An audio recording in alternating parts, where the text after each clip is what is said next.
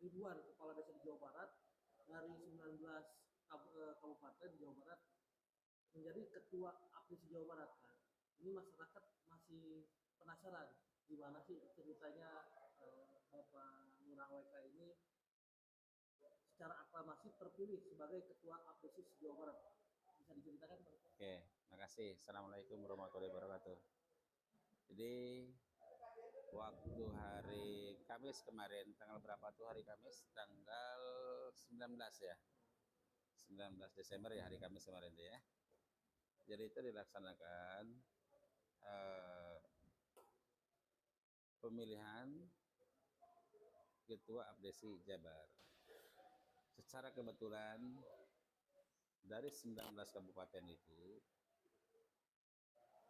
saya yang ditunjuk oleh teman-teman, dan beliau teman-teman itu menandatangani kesepakatan ya, bukan hanya suara saja, secara lisan saja, tapi secara tertulis menyatakan dukungan ya. Karena saya di Abdesi itu di Kerawang sudah 2 periode ya, di Jabar saya ketua Koperasi Abdesi Jawa Barat, di DPP saya bendahara DPP se-Indonesia. Jadi teman-teman mungkin karena sudah akrab ya dengan saya, sudah mengenal lama gitu kan. Jadi teman-teman itu memilih saya itu hanya berdasarkan loyalitas saja. Dan saya, kok Pak Lurah WK kenal semua? Ya kan saya nggak perlu publikasi, saya kenal dengan siapa gitu. Ya mereka para ketua DPC itu bukan orang-orang yang tidak berpengetahuan. Mereka itu orang-orang pinter kan. Itu. Jadi ya bukan saya merasa lebih pintar dari mereka, enggak. Pola berpikir dia itu pola berpikir maju ya, bukan kepentingan pribadi tapi dia berkepentingan untuk masyarakat dan pemerintahan, karena desa itu adalah ujung tombak pembangunan suatu negara.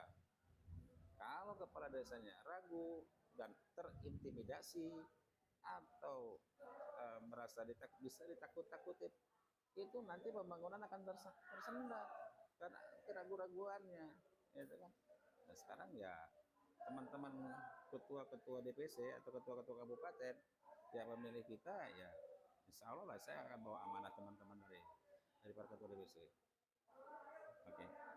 Terus yang latar belakangi ketua bisa memimpin ribuan kepala desa di Jawa Barat seperti apa, dan program ketua untuk mengembangkan APDIS Jawa Barat sendiri seperti apa Pak? Ya kalau masalah memimpin ya kita sedikit dan banyak itu sama saja ya, cuma mungkin beda wilayah aja yang luas, tergantung ke kebijakannya ya. Ya program saya bagaimana ini supaya desa ini kan lebih maju ya, nggak mungkin kita harus ada kemunduran atau jalan di tempat, kita harus lebih maju dari saat ini gitu, karena zaman ini kan lebih modern, masyarakat juga masih bertambah ya, kita desa-desa ini kan harus lebih maju dari saat ini. Untuk programnya sendiri akan menggelontorkan program apa untuk memajukan APDIS Jawa Barat?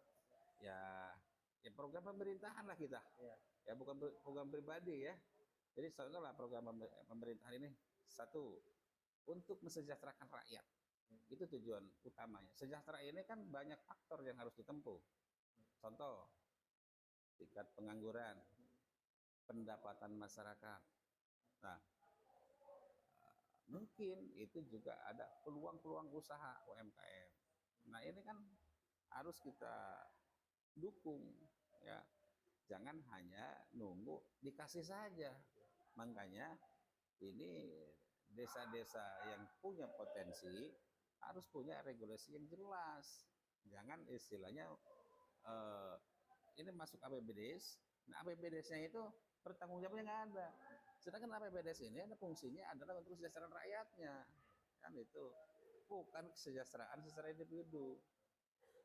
Nah, ini kan mungkin saat ini masih menjadi salah satu kendala yang bisa dikatakan salah satu kendala utama bagi kepala desa di Jawa Barat terkait dengan apa namanya standar intelektual, mungkin dari di kabupaten A dan kabupaten B berbeda standar intelektual para kepala desa. Nah, untuk cara mengedukasi atau mengkatrol agar kepala desa ini lebih intelektual dalam membangun desanya masing-masing, itu kan menjadi salah satu tugas abdesi juga ya ketua ya. Nah, bagaimana caranya ketua? Ya, jadi begini, kepala desa itu sama, ya sama. Tidak ada istilahnya kopral kepala desa dan jenderal kepala desa. Semua adalah sama. Ya, orang nomor satu di desanya masing-masing. Ini cara mengatasinya bagaimana? Itulah perlunya bintek, seringnya bintek, bimbingan teknis. Ya, walaupun itu umpamanya S1 atau S2, kalau tidak ada bimbingan teknis, tetap aja dia akan harus melangkahnya kemana. Ini harusnya sering, makanya di pemerintahan daerah ya, atau APH harus sering membimbing para kepala desa. Karena kepala desa nggak ada sekolahannya kok. Kalau camat ada sekolahannya, ya. Jadi sering-sering lah. Itu makanya tadi saya usulkan harus sering paling tidak per 3 bulan sekali. Ya, ini kepala desa, sekdes dengan bendahara desa.